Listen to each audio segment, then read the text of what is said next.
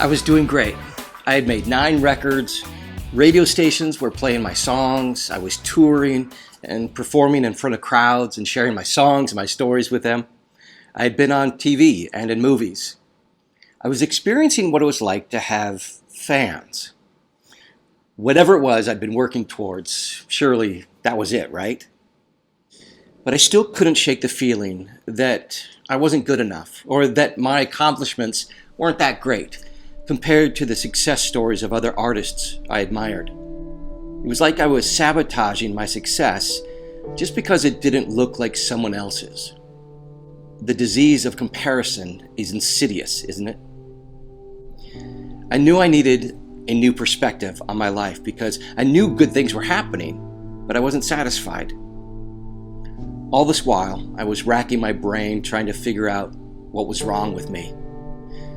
It was easy to identify the negative voices in my head because I had grown so familiar with them, and some of them came from having people I respected say things to me that I perceived as negative or shaming.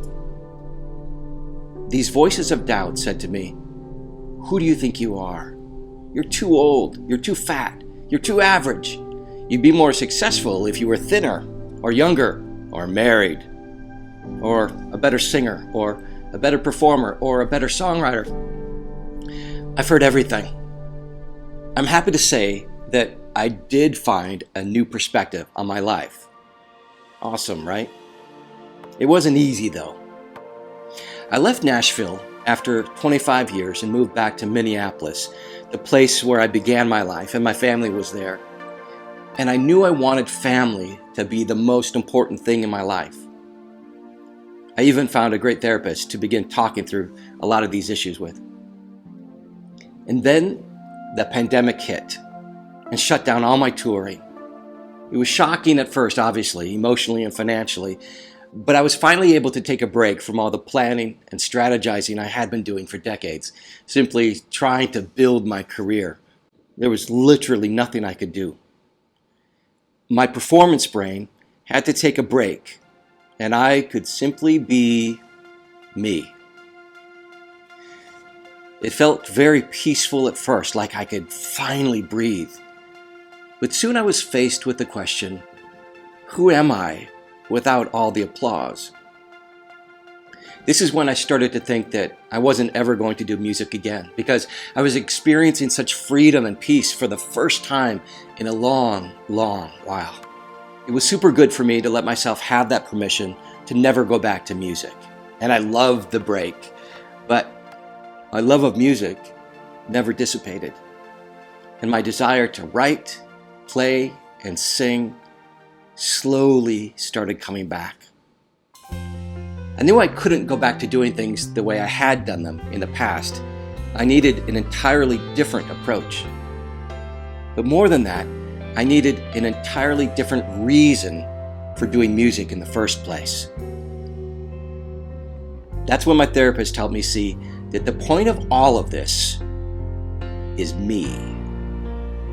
I'm actually the point. The reason I do music at all is because of the joy it brings me. It's my life, and I actually get to decide for myself how I want to go after my joy.